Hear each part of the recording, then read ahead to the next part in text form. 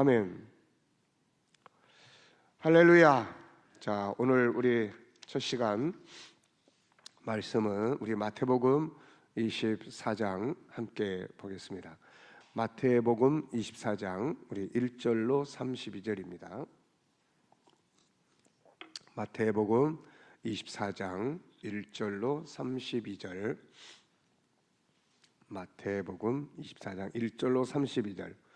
우리 찾으셨으면은 다 같이 함께 읽겠습니다. 시작.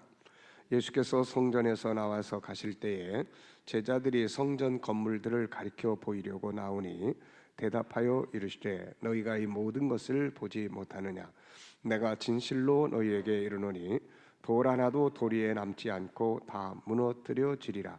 예수께서 감람산 위에 앉으셨을 때에 제자들이 조용히 와서 이르되 우리에게 이르소서 어느 때에 이런 일이 있겠사오며 또 주의 임하심과 세상 끝에는 무슨 징조가 있사오리이까? 예수께서 대답하여 이르시되 너희가 사람의 미혹을 받지 않도록 주의하라.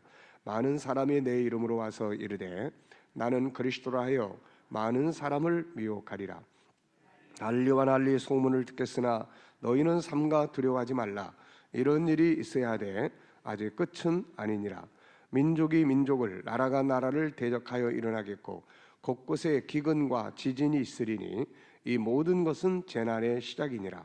그때 사람들이 너희를 환난에 넘겨주겠으며 너희를 죽이리니 너희가 내 이름 때문에 모든 민족에게 미움을 받으리라.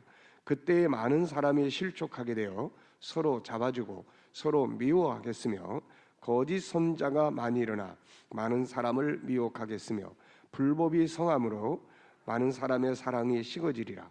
그러나 끝까지 견디는 자는 구원을 얻으리라. 이 천국 복음이 모든 민족에게 증언되기 위하여 온 세상에 전파되리니 그제야 끝이 오리라. 그러므로 너희가 선지자 다니엘이 말한 바 멸망에 가증한 것이 거룩한 곳에 선 것을 보거든 그때 유대에 있는 자들은 산으로 도망할지어다. 지붕 위에 있는 자는 집 안에 있는 물건을 가지러 내려가지 말며 밭에 있는 자는 겉옷을 가지러 뒤로 돌이키지 말지어다. 그날에는 아이벤 자들과 젖먹 이는 자들에게 화가 있으리로다. 너희가 도망하는 일이 겨울에나 안식일에 되지 않도록 기도하라. 이는 그때에 큰 환난이 있겠습니다. 창세로부터 지금까지는 환난이 없었고 후에도 없으리라. 그날들을 감하지 아니하면 모든 육체가 구원 얻지 못할 것이나 그러나 택하신 자들을 위하여 그 날들을 감하시리라. 그때 사람이 너희에게 말하되 보라 그리스도가 여기 있다 혹은 저기 있다 해도 믿지 말라. 거짓 그리스도들과 거짓 선자들이 일어나 큰 표적과 기사를 보여 할 수만 있으면 택하신 자들도 미혹하리라. 보라 내가 너희에게 미리 말하였노라. 그러면 사람들이 너희에게 말하되 보라 그리스도가 광야에 있다 해도 나가지 말고 보라 골방에 있다 해도 믿지 말라. 번개가 동편에서 나서 서편까지 번쩍인 같이 인자의 임함도 그러하리라. 죽음이 있는 곳에는 독수리들이 모일 것이니라. 그날 환난 후에 즉시 해가 어두워지며 달이 빛을 내지 아니하며 별들이 하늘에서 떨어지며 하늘의 권능들이 흔들리리라. 그때 인자의 징조가 하늘에서 보이겠고 그때 땅의 모든 족속들이 통곡하며 그들이 인자가 구름을 타고 능력과 큰 영광으로 오는 것을 보리라. 그가 큰 나팔 소리와 함께 천사들을 보내리니 그들이 그의 택하신 자들을 하늘이 끝에서 저 끝까지 사방에서 모으리라. 아멘. 할렐루야. 자, 이번 성회를 통해서 은혜 많이 받으시기 바랍니다.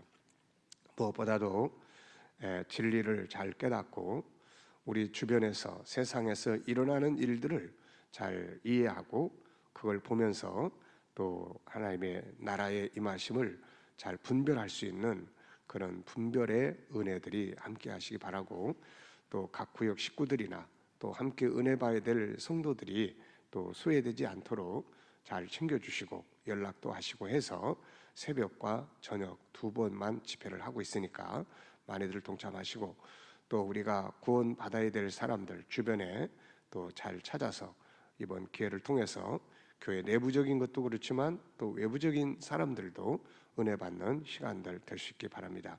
이런 성회를 또 우리가 주변에서 흔치 않고 또 이 마지막 시대에 대해서 예언서들을 다루는 집회들이 없고, 그러다 보니까 우리가 또 우리 교회에서 이런 부분들을 또 잘 준비하면서 또 주변에 잘 알려주고 함께 할 수 있는 계기가 되시기 바랍니다. 우리는 예수를 믿는 사람들입니다. 예수를 믿는 사람들을 기독교인이라고 이야기를 해요. 그리고 예수를 구세주로 믿는 종교를 기독교라고 합니다. 그래서 우리는 기독교인들이고 예수 그리스도를 믿는 사람들이에요. 예수를 믿는 사람들은 세 가지의 신앙관을 가져야 합니다. 그 첫 번째는 예수님의 죽으심에 대한 믿음이에요. 예수님의 십자가에 대한 믿음이죠.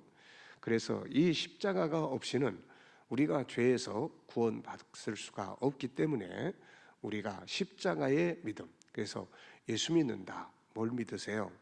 예수님이 우리 죄를 위해서 십자가의 죽으심을 믿는, 그걸 믿는 것입니다. 이 믿음, 십자가의 죽으심에 대한 믿음이 우리 그리스도인들에게 먼저 새겨져야 합니다. 그래서 이것을 통해서 우리가 죄사함 받고 구원을 받는 것이죠. 믿습니까? 두 번째는 주님의 부활과 살아계심에 대한 믿음이에요. 예수님의 부활과 살아계심. 예수님은 죽으심으로 끝난 분이 아니죠. 세상의 모든 사람들은 세상 말로 자기 명이 다해서 죽은 사람들이에요.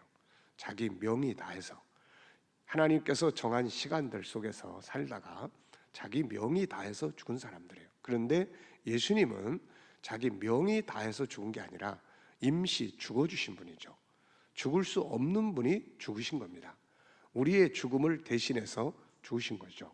그래서 예수님은 다시 살아나셔야 하고 다시 살아나신 거죠. 그래서 죽음의 형벌을 이기시고 다시 살아나셔서 우리 가운데서 함께 역사를 하시는 겁니다.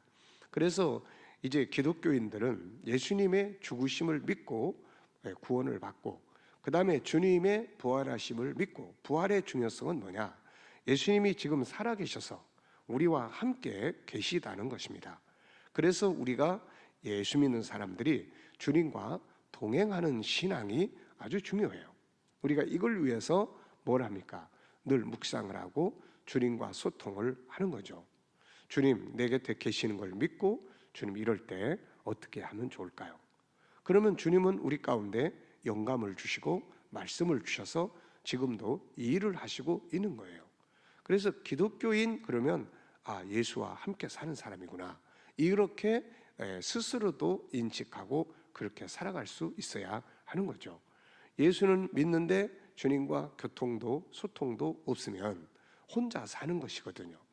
그런데 우리 신앙인들이 예수님이 부활하심을 믿는 사람들은 내가 주님께서 항상 우리 곁에 계시고 내 안에 계시는 것을 믿고 주님과 소통하면서, 그러면 신앙이 살아있는 신앙이 되는 거예요. 그냥 이론적이고 이벤트적인 게 아니라 살아있는 신앙이 되는 겁니다. 이 속에서 은혜의 경험도 있고 체험도 있고 삶의 경험도 있게 되고 하는 거예요. 우리가 바로 이런 신앙을 위해서 묵상을 하고 또 소통하는 훈련을 하고 있는 거예요. 세 번째가 이제 다시 오심을 믿는 겁니다. 성경은 예수 그리스도를 중심으로 이루어져 있는 책이에요. 주님이 다시 세상에 오실 것, 창세기 3장 15절 여자의 후손으로 예수께서 세상에 메시아가 오실 것을 시작으로 해서 마침내 요한계시록 19장에 예수님이 재림하심으로써 이 기독교의 역사가 완성이 되는 것입니다.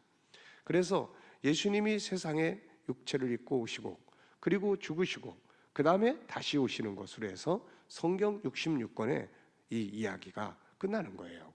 그래서 우리 믿는 사람들이 이 세 가지의 신앙관, 첫째는 죽으심의 신앙, 둘째는 부활과 함께 하셔서 지금도 소통하면서 주님과 함께 사는 삶, 세 번째는 예수님의 재림의 신앙, 이것이 이루어져야 되는 거죠. 재림에 대한 약속은 성경에 많이 나타나고 있습니다. 구약과 신약의 많은 부분에서 예수님이 다시 오신다 하는 것을 예언을 하고 있는 거죠. 구약의 선지자들도 초림도 되기 전에 벌써 에녹 같은 사람도 예수님의 재림하심을 보고 이야기를 했다. 이렇게 성경은 기록을 하고 있는 거예요. 그래서 구약 성경에서도 그렇고 신약에서도 더 말할 것도 없이 많은 부분에서 예수님 자신도 내가 다시 온다, 반드시 속히 올 것이다, 이 약속을 주셨고 제자들도 그 이야기를 계속해서 반복하고 있습니다.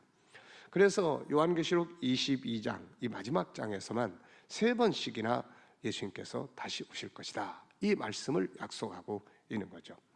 그래서 우리 그리스도인들은 항상 이 재림에 대한 믿음과 소망과 준비를 하며 살아가야 하는 것이죠. 그런데 물질 문명이 발전을 하면서 주님의 재림에 대한 신앙 자체가 약해지고 있는 겁니다. 옛날에 가난하고 힘들 때는 예수님 재림이 큰 소망이었어요. 너무 세상이 힘들고 어려우니까. 그런데 물질 문명이 발전하는 오늘의 시대는 세상이 너무 좋은 거예요. 편하고 좋은 거예요. 그래서 예수님의 재림, 그런데 별 관심이 없습니다. 그럼에도 불구하고 세상의 역사는 예수님의 재림에 맞춰져서 흘러가고 있다는 것입니다.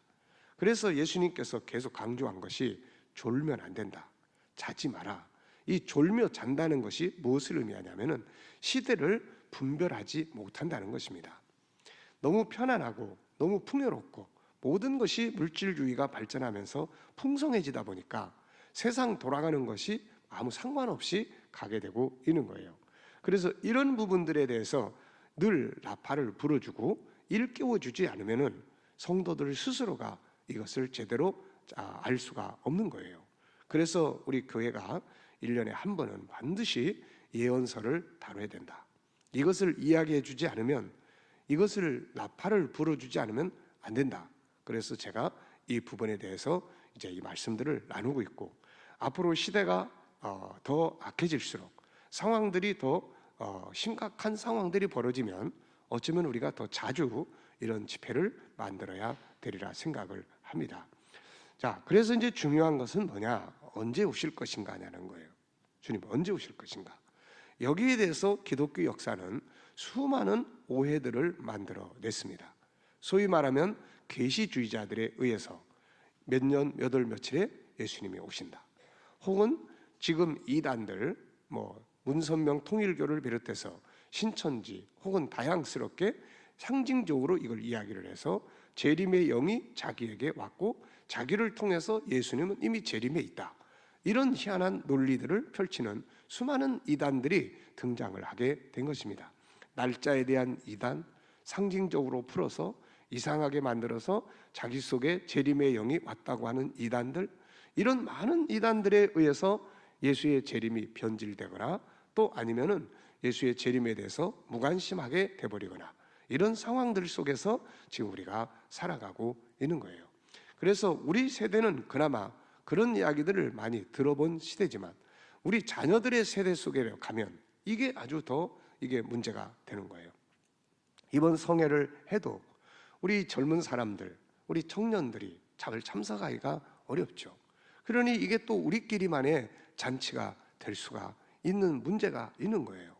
그래서 이 부분들에 대해서 우리 이제 또 주일학교나 청소년이나 청년부 반드시 이 특강을 하든지 뭘 하든지 해서 이번 성회를 통해서 나누는 말씀들이 우리 아이들 하나하나까지 다 전달이 될 수 있도록 우리가 이거를 해야 합니다.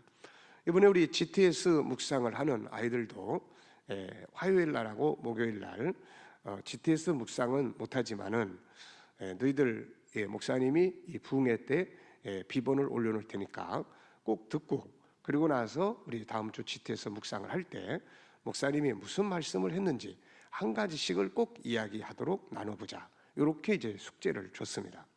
또 이제 우리 이제 또 아들에게도 이제 오늘 아침에 제가 이 말씀을 전하면은 요약해서 또 카톡으로 보내서 오늘 이 이야기를 전했으니까 이거 한번 꼭 읽어봐라 할 생각입니다. 이렇게 해서 어쨌든 간에 우리 교인 모두가 다 이 이야기를 들을 수 있도록 해줘야 합니다. 여러분들도 자녀들에게 간단하게 요약 정리해서 자녀들에게 카톡으로 듣든지 안 듣든지 보든지 안 보든지 상관없이 다 보내세요. 다 보내가지고 이게 어떤 사람들의 어떤 이야기하는 게 아니잖아요. 이게 얼마나 심각하고 중요한 이야기입니까? 세상은 지금 이런 일들이 심각하게 벌어지고 있는데 우리는 전혀 이거를 생각하지 못하고 교회 행사처럼 생각을 하고 참여하는 사람들만 참여하고 이렇게 돼서는 안 된다, 그런 이야기예요. 자, 예수님이 언제 오실 것이냐, 이 부분을 다루고 있는 책이 성경에 3권이 있습니다. 기독교는 논리적이고 합리적이고 과학적이고 그래요. 그래서 다시 오신다고 그랬으면은 언제 오실 것인지에 대해서 정확하게 정리를 해 놓으셨다는 이야기죠. 그냥 오신다, 이것만 막연하게 이야기한 게 아니라는 말씀입니다. 그래서 구약에서는 다니엘서고 신약에 오면 예수님이 말씀하신 마태복음 24장 1절부터 31절까지, 그리고 요한계시록, 요 3권의 책이 바로 예수님이 다시 오실 재림에 대해서 정리를 해놓은 책입니다. 그래서 우리가 이 요한계시록과 다니엘서와 마태복음 24장, 이것은 25장까지 꼭 늘 읽어야 하고 기억해야 될 내용들이에요. 이걸 잊어버리고 있으면 안 돼요. 다른 내용들, 잠언 말씀, 이거는 우리의 삶에 대한 교훈이에요. 그래서 이거는 몰라도 됩니다. 읽어서 알아야 되지만 이걸 굳이 꼭 몰라도 구원받는 데 문제가 없어요. 시대를 아는데, 살아가는데 문제가 있을 뿐이에요. 그런데 이 다니엘서나 이 예언서나 이런 걸 모르고 있으면은 시대를 놓쳐버리는 거예요. 전철 타고 가는데 내려야 될 정거장을 놓쳐버린다는 거죠, 이게. 그래서 우리가 다른 성경도 다 읽고 알아야 되지만 특히 다니엘서와 마태복음 24장과 25장과 요한계시록은 반드시 항상 읽고 기억하고 이것을 알아야 된다는 거예요. 근데 이 신앙인들을 만나보다 보면은 어떤 사람은 평생 몇십 년을 예수 믿었는데 이런 이야기를 처음 들어본다는 거예요. 이거는 말도 안 되는 이야기예요. 그래서 신천지 이단들이 기존 교회를 비판을 하는 겁니다. 기존 교회 목회자들은, 목사들은 다 졸며 자고 있다는 거예요. 계시를 받지 못해가지고 성도들에게 이 계시록을 전해주지 않고 있다는 겁니다. 그래서 비판을 받는 거예요. 그래서 우리 지도자들은 때 되면 반드시 이런 부분들을 일깨워 줄 수 있어야 하고, 성도들은 반드시 왜 이런 말씀 한 번도 안 들려주세요라고 이 지도자들에게도 문의할 수 있고 물어볼 수 있도록 해야 된다는 말씀이에요. 자, 다니엘서와 마태복음 24장 25장과 요한계시록의 관계에 대해서 우리가 잘 알아야 돼요. 이 세 책 중에 제일 먼저 계시된 내용은 다니엘서입니다. 인류의 역사 가운데 다니엘의 시대는 바벨론이라는 제국이 세상을 지배하는 시대 속에서 주어진 계시의 내용이에요. 이 바벨론이라는 나라는 BC 600년대에 이 땅에 존재했던 나라입니다.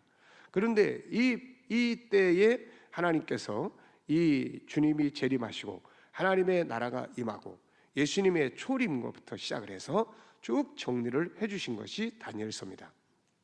그래서 이 다니엘서 속에는 예수님의 초림과 그리고 재림의 역사가, 시간표가 시대마다 정리가 되어 있어요.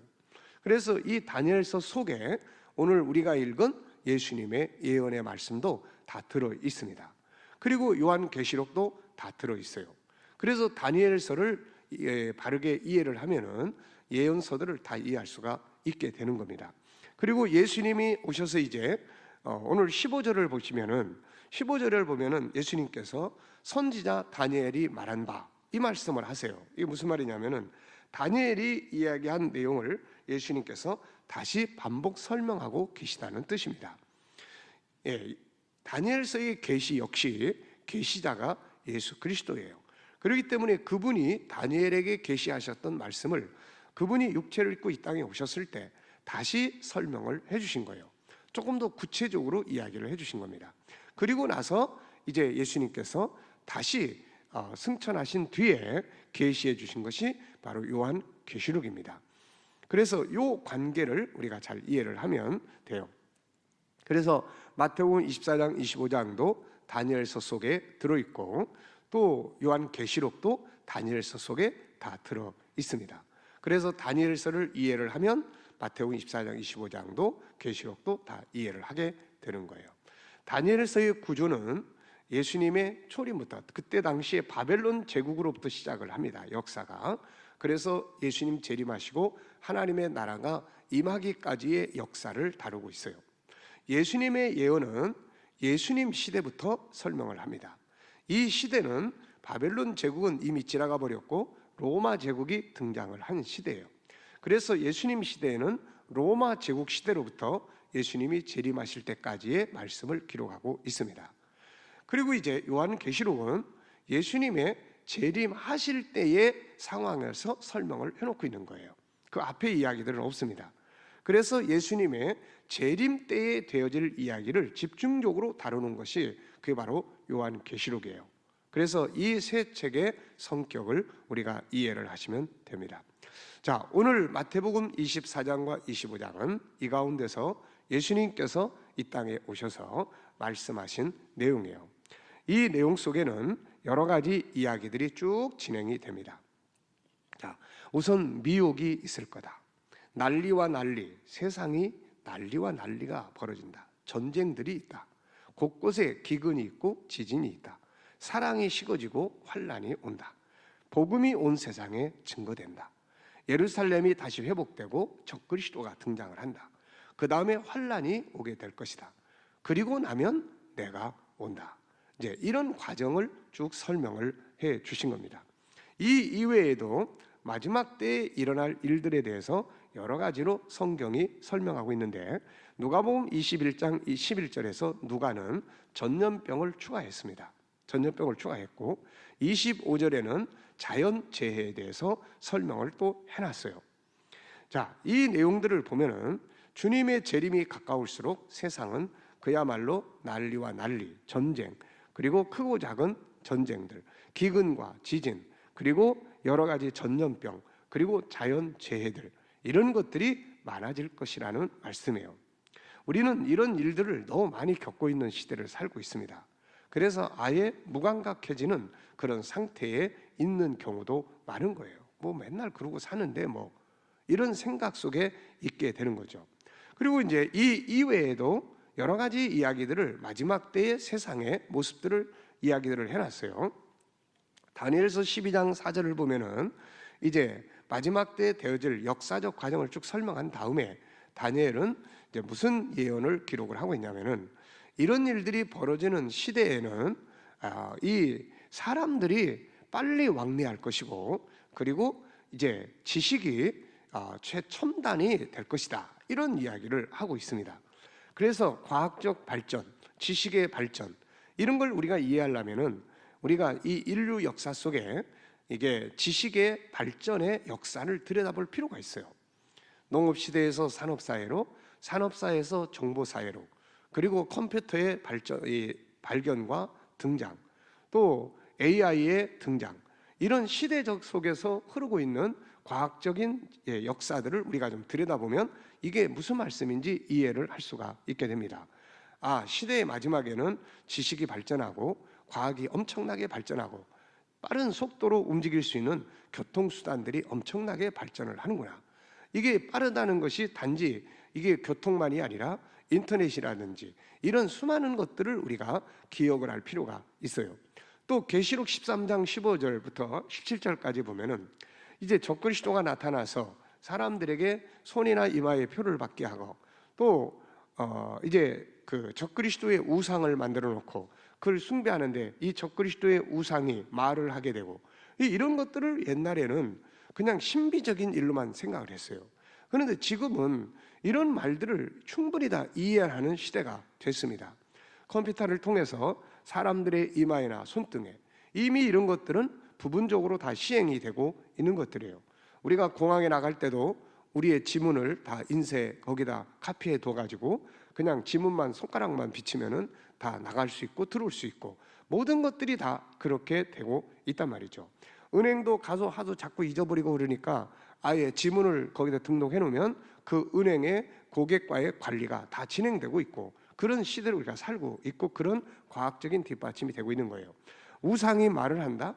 인공지능을 통해서 이런 인공지능들이 발전하면서 이제는 아나운서가 이제는 이 사람이 아니라 이 로봇이란 말이죠. 인공지능을 그래서 이게 이제 사람처럼 말을 하는 그런 시대를 살고 있으니 적그리스도의 우상이 등장해가지고 이 각 성전에 세우던 적그리스도의 우상이 사람들에게 이야기를 하는 게, 옛날에는 이게 무슨 신비인 상황이가, 그런데 지금은 전혀 이상스럽지 않은 이런 시대를 우리가 살고 있습니다. 그리고 이제 디모데후서 3장 1절 이하를 보면은 바울 사도는 이제 사회적 현상, 사람들의 인격적 현상이 얼마나 망가지는지를 보여주고 있어요. 이게 이제 우리가 하나님의 형상 회복을 위해서 말씀들을 나누고 있지만은 마지막 시대가 되면은 사람들이 이것 때문에 고통을 받는다는 거예요. 인격의 무너짐이에요. 요즘에 우리는 정말로 세상을 두려움 속에 살고 있어요. 지나가는 아이들에게 말 한마디 제대로 붙이기 어렵고, 뭘 잘못해도 뭐라고 이야기를 못하고, 혹시라도 해꾸지하지 않을까, 이상스럽게 변질돼 버린, 그야말로 사람이 동물처럼 변질돼 버린 이런 상황들을 우리는 너무 많이 보고 있습니다. 이런 것들을 바울 사도는 마지막 시대의 사회적 현상으로 설명을 하고 있는 거예요. 그래서 사람들이 쾌락을 좋아하고 돈을 사랑하고, 그리고 자기 원통함을 풀지 않고 싸나워지고 절제하지 못하고, 이런 시대적, 이게 뭐예요? 결국 하나님의 인격, 이 형상이 다 망가지고 무너져요. 저는 아이들을 상담하면서 제가 이 DTS를 하는 이유도 그 중에 하나예요. 애들의 인격이 너무 많이 무너져 가고 있는 거예요. 이게 애인지 어른인지 알 수 없을 정도로 그런 시대를 우리는 지금 살아가고 있습니다. 안타깝게도 우리는 이런 수많은 사회적 징조들이나 과학적인 부분이나 이런 것들을 보면서도 무감각해지는 경우가 많아요. 이거 조심해야 합니다. 우리는 이런 일들이 일어날 때 단순히 또 일어났네, 과학이 참 많이 발전했어, 이게 아니란 말이에요. 과학이 발전하는 걸 들을 때는 우리는 다니엘서 12장 4절 이걸 번쩍 생각을 해야 하고, 또 인공지능이 어쩌고 저쩌고 하는 이야기들을 들을 때는 우리는 계시록 13장을 생각을 할 수 있어야 되는, 이게 깨어 있는 거예요. 사회적인 하나님의 성품들이 망가지고 이런 것들을 볼 때는 디모데후서 3장의 바울의 이런 그 경고의 메시지들을 기억할 수 있어야 합니다.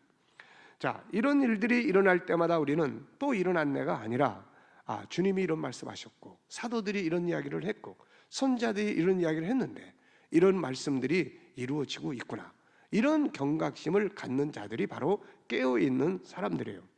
자, 그런데 이제 이렇게 다양하게 많은 예언들, 징조들이 설명되고 있는데, 이런 것들만 가지고는 언제 오실 거야 라고 명확하게 설명하기가 어렵습니다.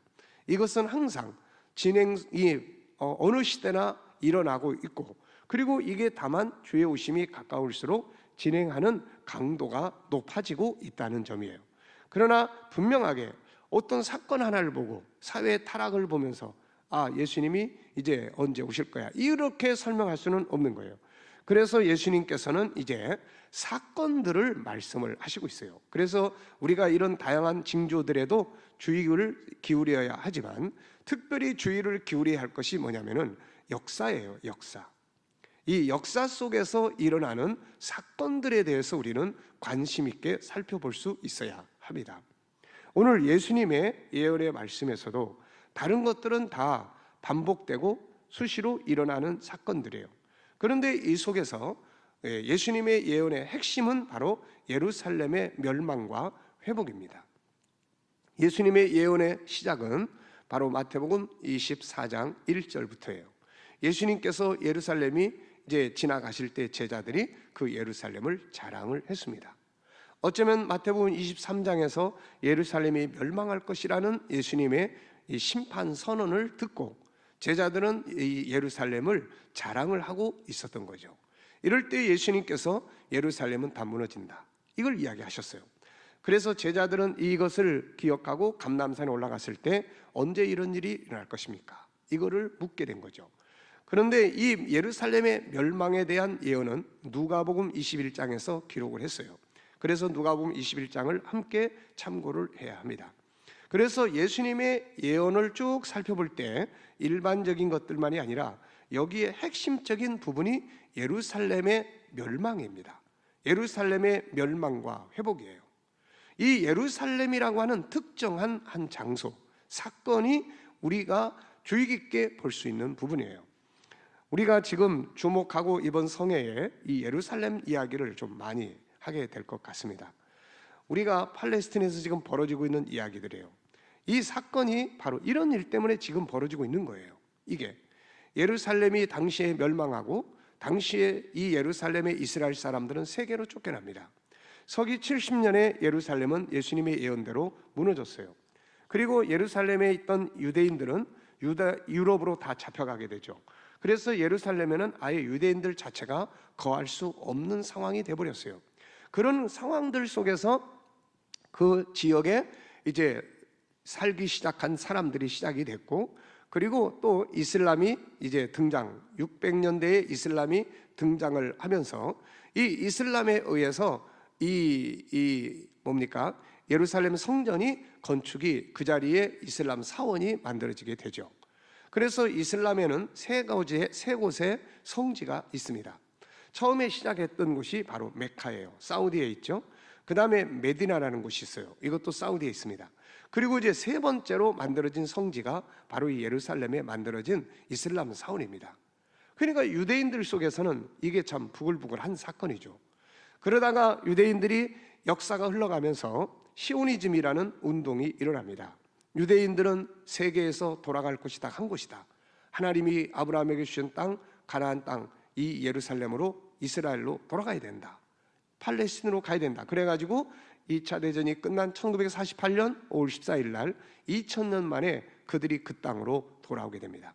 그들이 돌아올 때에 지금 팔레스틴이라고 하는 사람들이 살고 있었죠. 그래서 이 유대인들은 그들을 학살하기 시작합니다. 거기서 쫓아내기 시작을 한 거죠. 그러다 보니까 그들이 이제 쫓겨나면서 그들은 또 자기 땅을 찾으려고 반복하고 테러를 하고 이러면서 서로 협상을 하고 그러면서 오늘에 이르고 있는 거예요. 항상 저 불신은 꺼지지 않습니다. 그리고 마침내 저 불신은 이제 성경에서 예언하고 있는 내용들과 마지막 때의 역사에 불을 지르게 될 거예요. 그게 언제냐 하는 것뿐입니다. 그래서 우리는 중동에서 벌어지는 일들을 볼 때 저게 특별히 이상한 일이 아니에요.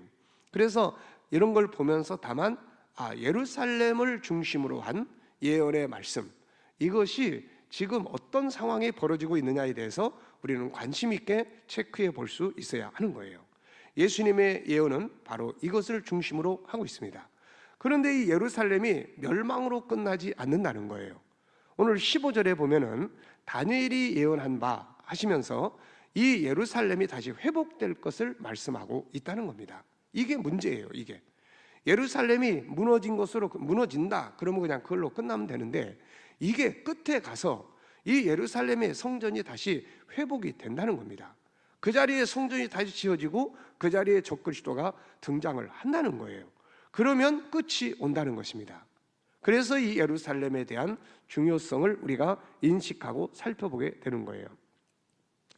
자, 그런데 이제 우리가 관심을 두고 가져야 될 게, 서기 70년에 예루살렘 멸망하고 유대인들은 세계로 흩어져버렸어요. 그 상태만 봐가지고는 그 땅에 예루살렘 성전이 건축된다는 건 불가능한 이야기예요. 그런데 이게 어떻게 된 건지 역사가 흘러가면서 유대인들이 꿈틀꿈틀대더니 또 1차 대전, 2차 대전을 거쳐가면서 이 역사적 사건들이 유대인들에게 유리하게 돌아간 거예요. 1차 대전이 벌어졌던 1938년 이후에 이 1차 대전 때 이 1차 대전의 핵심적 대표적인 나라는 미국이 아니라 영국이었어요. 이 영국은 유대인들을 향해서 너희가 이 전쟁에 참전을 해주면, 이 전쟁이 끝나면 너희들의 땅에 돌아가게 해주겠다고 약속을 합니다. 그래서 공식적으로 유대인들은 자기 땅에 돌아갈 수 있는 기회를 약속을 받았던 거고, 2차 대전이 끝나면서 2차 대전은 유대인들을 강제로 그 땅으로 들어가게 만든 사건이에요. 독일의 히틀러가 유대인들을 학살하기 시작하면서 유대인들은 세계 어느 곳에서도 발붙일 곳이 없었고 결국에는 이 팔레스틴으로 돌아갈 수밖에 없었던 겁니다. 그래서 어떤 책을 보면은, 당시의 역사를 보면은 유대인들이 그 땅에 돌아가기 위해서 이 팔레스틴의 사람들을 학살하는 역사들을 다루는 걸 보면 너무나 심각하게, 지금 뭐 하마스가 이스라엘에 폭탄을 떨어뜨려 이런 것들이 유도 아니에요. 한 도시를 다 몰살하고 그러면서 그들이 다 그 땅에서 쫓겨나게 한 거예요. 그러니까 인간적으로만 보면은 그 팔레스틴 사람들을 동정하지 않을 수가 없어요. 그런데 우리가 성경의 이 역사를 보면 이 사람들이 여기 돌아오는 거예요. 돌아오는 이유가 뭡니까? 성전 건축을 위해서 그 땅에 그 백성이 돌아와야 하고, 더 중요한 것은 그 땅을 회복해야 되는데, 이 회복의 사건이 바로 1967년 6.1 전쟁이라고 하는 거예요. 돌아왔어도 그들이 처음에 돌아온 것은 성전터와는 상관이 없는 이 예루살렘으로 돌아왔어요.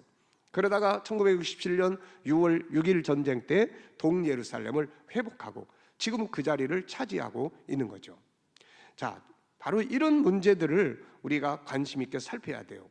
예수님은 분명히 예루살렘 성전이 무너진다. 그런데 끝에 가면 이게 다시 회복된다. 우리는 이게 언제냐는 거죠. 그런데 그 땅의 성전을 회복하기 위해서는 그 백성이 돌아와야 하고 그 땅이 회복이 되어야 하는데, 이것이 바로 1차된 2차를 거치면서 우리가 역사 속에서 볼 수 있는 사건이 되었다는 거죠. 그래서 우리는 이런 사건들을 보면서, 그러면 이제 다음 순서는 뭐냐? 이 성전터 안에 있는 이슬람 사원을 무너뜨리고 언제 성전이 지어질 거냐는 거예요. 그러면 이 상황이 어떻게 되겠습니까? 이슬람 사람들 가만히 있지 않죠. 세계 대전이 벌어질 수가 있게 되는 상황들이 벌어지는 거예요. 그래서 이런 것들을 우리가 주의 깊게 성경 속에서 어떻게 말씀하는지, 그리고 세상 속에서 이게 어떻게 불이 붙게 되는지, 이런 것들을 우리가 관심 있게 살펴봐야 하는 것입니다. 마태복음 24장은 여러 가지 징조들을 말씀하셨지만 핵심은 예루살렘의 무너짐과 다시 회복된다는 말씀이에요. 이 내용은 다니엘서 9장에서 자세하게 설명하고 내일 새벽부터 에스겔서를 다루게 되는데, 에스겔서는 이스라엘의 회복과 그 이후에 벌어질 일들을 상세하게 기록해 놓은 책입니다. 그래서 우리가 다니엘서와 함께 에스겔서를 잘 이해하는 것이 아주 큰 도움이 될 수 있습니다. 이번 집회를 통해서 예루살렘에 대한 부분들을 조금 더 우리가 잘 이해하고 벌어지는 일들을 이해할 수 있게 되시기